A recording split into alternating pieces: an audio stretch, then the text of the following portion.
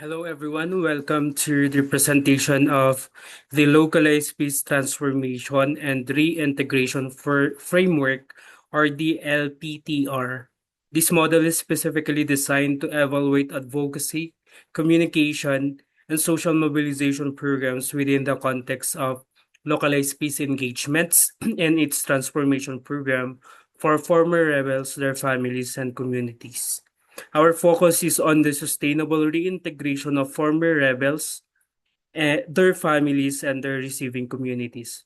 Over the next 12 slides, we will examine how we can move beyond traditional transactional metrics and instead focus on long-term conflict transformation, institutional alignment, and environmental sustainability.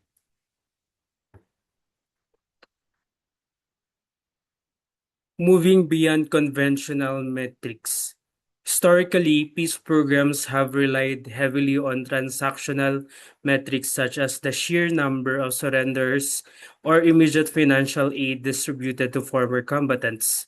While these indicators are easy to count, they fail to measure actual reintegration success or the psychological health of the community.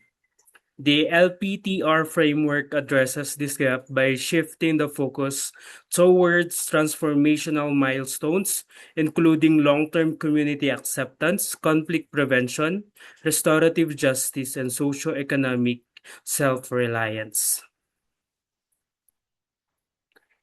There are four pillars of this framework. The LPTR is structured around four pillars. The first is institutional advocacy and policy convergence, which looks at state and local policy alignments.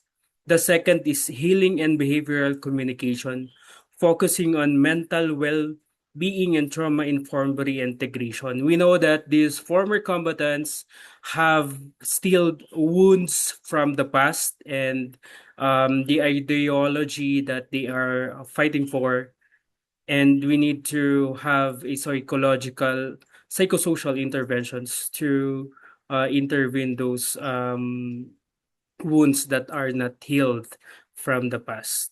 The third is social mobilization and community-led social preparation, which builds reception networks. And lastly, the fourth is socio-ecological resilience and sustainable livelihood, ensuring that economic projects respect ecological boundaries. Together, these pillars form a comprehensive system for long-term peace building. Pillar 1, Institutional Policy Convergence, focuses on institutional advocacy. And localized peace processes, advocacy must secure continuous policy and financial support from local government units and national agencies.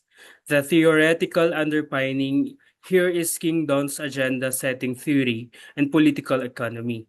We evaluate how issues rise to the political agenda and how policy windows open to formalized budget streams.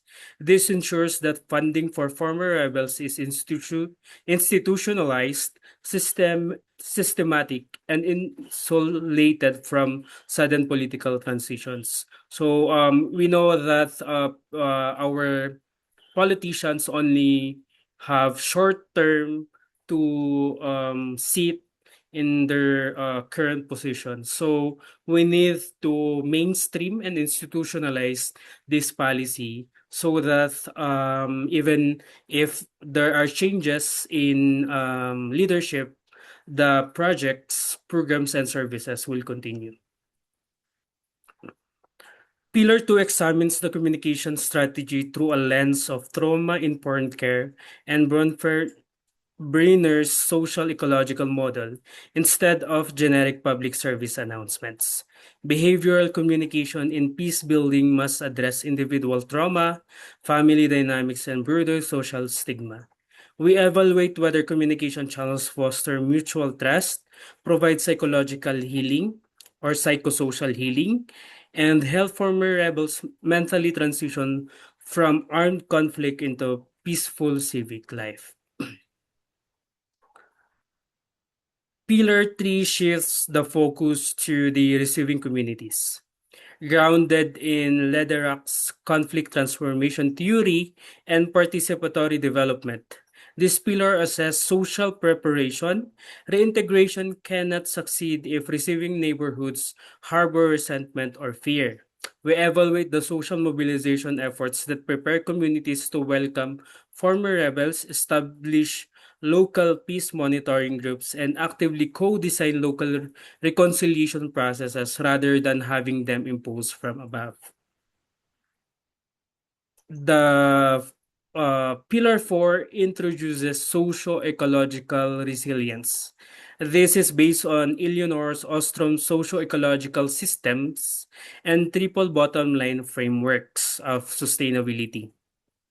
Many reintegration failures occurs because livelihood projects collapse due to market shifts or environmental pressures. We evaluate whether economic programs such as cooperative farming or agroforestry are ecologically viable, preserve local natural resources, and provide farmer rebels with resilient income that protect the local ecosystem. On this slide, we synthesize our academic foundations. Reintegration is not merely a social program, it is an active ecological intervention. When former combatants transition to livelihoods like sustainable farming, they become environmental steward. By combining conflict transformation with social ecological resilience, we create a feedback loop where environmental stability directly support peace and stable peace prevents resource depletion caused by illegal exploitation. This matrix illustrates how LPTR changes a evaluation matrix in the field. For example, instead of measuring the number of paper leaflets distributed, which generates waste, we track passive digital impressions and localized radio reach. Instead of counting raw surrender figures, we measure the drop in regional recruitment rates. Instead of recording immediate cash handouts, we evaluate the financial independence of cooperative. This ensures our data reflects genuine progress.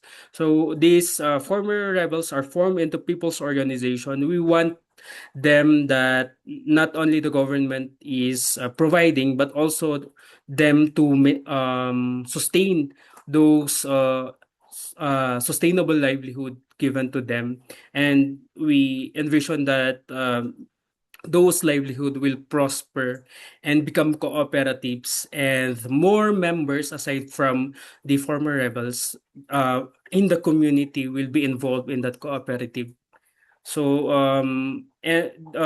cooperative that is resilience from bankruptcy.